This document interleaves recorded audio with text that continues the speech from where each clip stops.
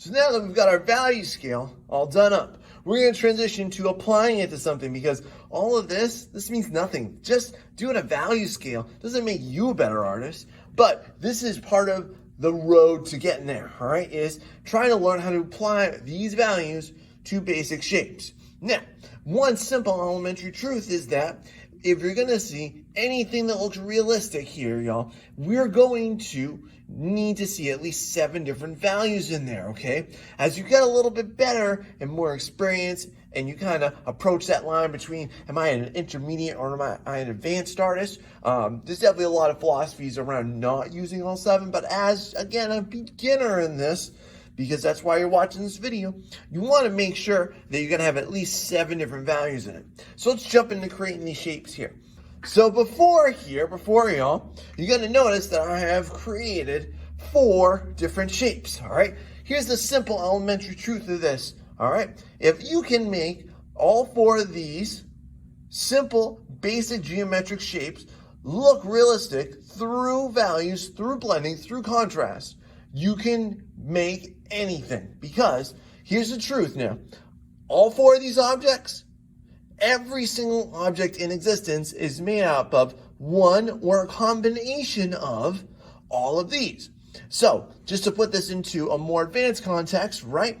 If you're going to go ahead and you're trying to add some value to like a finger or a leg or an arm, okay? It's mostly like a cylinder here, okay? If you're trying to add values to a face, okay? It's a whole lot of combinations of a sphere, a cylinder, and a cone, all right? So this is where this all goes to, and this is why you gotta know this stuff. So the easiest one that I believe that you should jump into first, y'all, is the sphere. So let's do that. Now in creating the sphere, here's what I tell you first, before I go ahead and draw this. Freehanded, okay? I know that it's harder, especially if you're not somebody that has a whole lot of artistic experience, but it's going to make you better. Don't go running around being like, oh, what do I have to make something circle? I got a cup, I got a dime, you know, don't go around looking for like, oh man, oh, that's too small. Okay? Don't waste your time with that. You're going to get better as an artist when you push yourself. So go ahead and just freehand that bad boy. One of my tips I always give people when you're going to go ahead and you're going to freehand stuff is if you're not very confident about your ability to draw a perfect circle once, just keep going around and you'll erase what you don't need. All right, so here we go.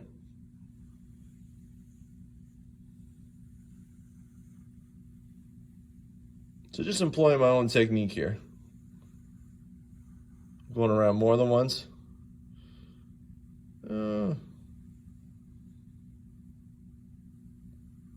Here we go. Pretty decent looking sphere. It's a little heavy on the bottom, but that's all right. I'm just gonna go ahead, I'm gonna erase that now. So now you can see that I erased a little bit. What I want you to really get out of what I just did there was I went around it a few times, right? And I pushed down really lightly, all right? You wanna get in the habit of, again, pushing your pencil down really lightly, holding it differently so that, again, you're not trying to murder Dracula with this bad boy here. You want to just go around nice and lightly with it, trying to freehand it, and then you can just erase what you don't need, all right? So now as we get into this, y'all, here's a really good principle to think of, okay? Whenever you're going to add value to any shape like this, how would you describe this shape? It's round. So you need to make sure that your graphite strokes mimic the overall surface of this, the overall shape of it. So let me just kind of do a little demo version here of absolutely what I recommend you do not do. So here's another little circle up in here, right? Okay. So what I see a lot of people do is they're going to go ahead and they're going to put in like, and they're just going to like go at it like this. All right. Or to show you another version right here, they're gonna like go just back and forth like this, and gradually it'll get darker and it'll get lighter up here. Okay, here's an issue that you're gonna run into. It's gonna take a lot of work to make this look round, okay? Because the way that you're drawing this defies the actual shape. A sphere or anything round is inherently not back and forth straight lines. nor is it, I'm having a seizure with my pencil. So with that in mind, all right, here's what you want to do. You always want your pencil strokes to mimic the direction. So what I am going to do is I'm going to make sure that I'm going to go, again, with a circular shape, I'm going to go half moon motions. This will give me the best effect. So the whole time I'm doing this sphere here, I'm creating this, I'm only going to be doing this motion with it. All right. Now, as far as how do I know which of my 7 values to put where, there's one important thing that's missing, y'all, and that is a light source. So for me, my light source is going to be coming the top top right, up here. And again, what a light source is it defines for us the direction of our light, and it will define our light and dark areas. Basically, the easiest way you want to think about this. Very simple, okay? And this is something that artists of all ability levels start to struggle with on more complex objects, but it's a very simple principle, okay? Closest you are to a light source, the brighter it's going to get. The further away you are from the light source, the darker it's going to get. So here, it's going to be lighter up here. It's going to be darker right up around down here, okay? So again, opposite the light source, going to be darker. Closest to it, going to be the brightest. So I'm going to start at my darkest end, right down here.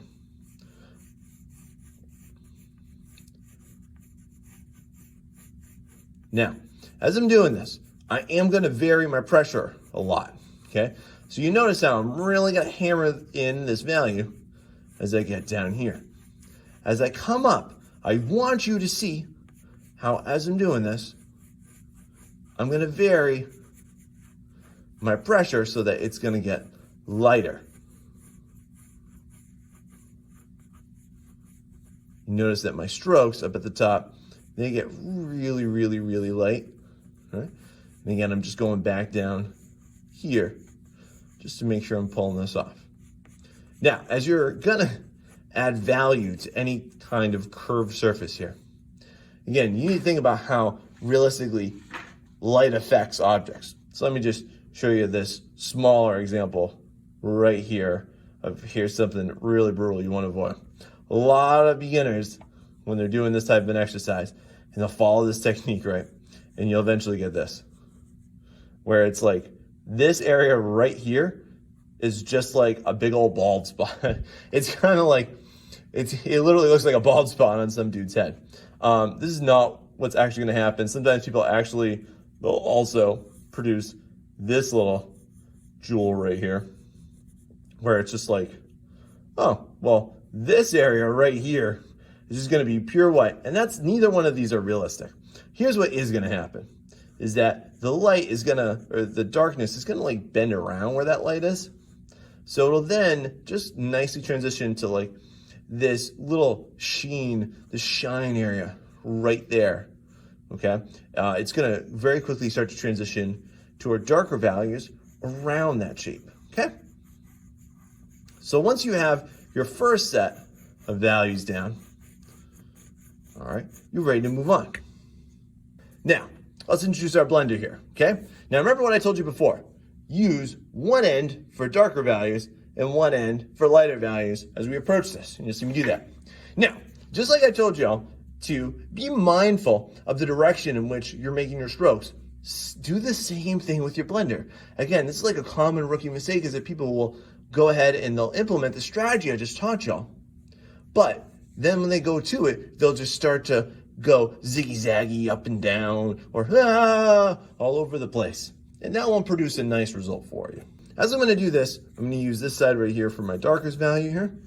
And I'm also going to be doing those half moon strokes on this. All right. Now remember what I said earlier too. When I was making this value scale up over here, I said to make sure that where you want really, really dark values, you don't hammer your graphite with your blender. You want to just lightly glide across it, okay? And you'll notice me doing that. I'm just ever so lightly, just kind of feathering the top of that. And that's going to blend together rather nicely. Then I'm going to switch it up, bring up my other side of my blender for my light values. Always doing half moon strokes. When I get towards the center here, I'm barely going to push down because I don't want this at all to look like a giant ring. But I'm just going to bring that graphite I already have, because there's going to be graphite that gets built up on this, like y'all can see right here. So what I want to do is I just want to bring that into it ever so slightly. Again, using half moon strokes. Just kind of switching this up as I see it necessary to. And I'm going to go ahead, I'm going to blast forward with this.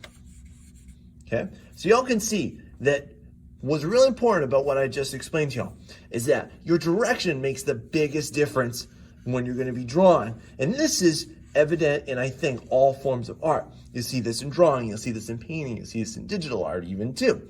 All right, you want to be mindful of your direction so that you pay respect to the original shape that you're trying to produce here.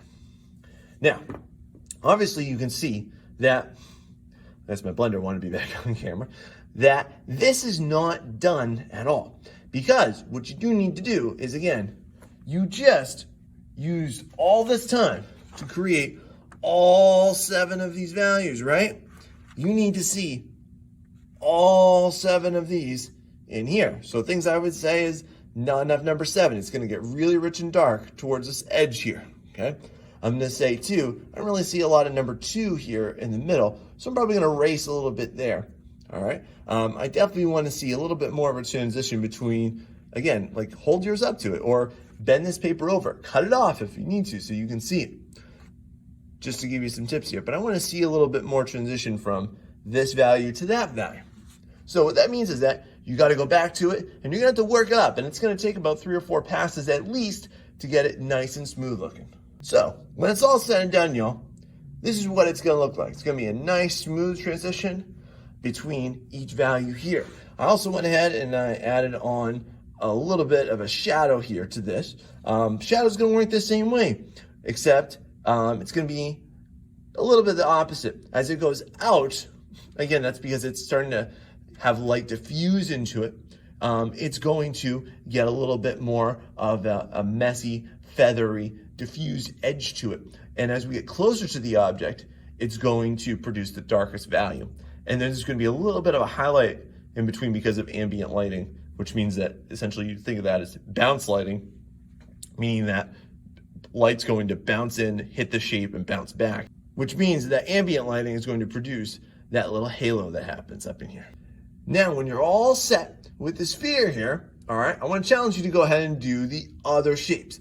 Now, just like when we're doing the sphere, when you move on to the cylinder, when you move on to the cone, when you move on to the cube, you need to remember the direction that you're going to both apply your graphite and blend it. So when I move up here to my cylinder, I can start to go more of a vertical fashion, okay? Up here on any more flat surfaces, what I'll generally tend to do is just kind of move in circles with it. That's also how I recommend that you do things like the cube, or you can do an angular approach and just make it specific to the angle. Like this side right here has more of a diagonal angle, whereas this one in the front I did back and forth. But my latest preference is to do more of circle motions, okay? When I made this cone, every single line you'll notice connects to this point that's giving it more of a strong conical shape. And then again, with my blending, copy the same motions, all right? I would say what you want to do is you want to perfect each one and then move on to the next one. So go with the sphere, go with the cylinder, go with the cone, and on to the cube. Now, as you're doing this, I really want you to raise your standard of what you believe your art making abilities are so that you can produce really good quality stuff. Because if you just go ahead and you whip through all this, it's probably going to look like garbage, to be honest. You're going to see a lot of issues. Just to define what I mean by that is that you're going to see a lot of issues with your values. You're going to be missing a lot of values. It's not going to be nice and smooth. Take the time, invest the time. Don't be afraid of that work, y'all. Put that time into it in order to create a really beautiful looking result, okay? Now, that you understand this, you want to go ahead and do it so that you can start to level up your art skills. So everybody at home, thank you very much for watching this. If you're following along at home with me, please go ahead and give this a whirl, all right? This is going to be the first step towards you being a better artist. Thank you very much, y'all. This is the Art Mentor, and this has been your art session.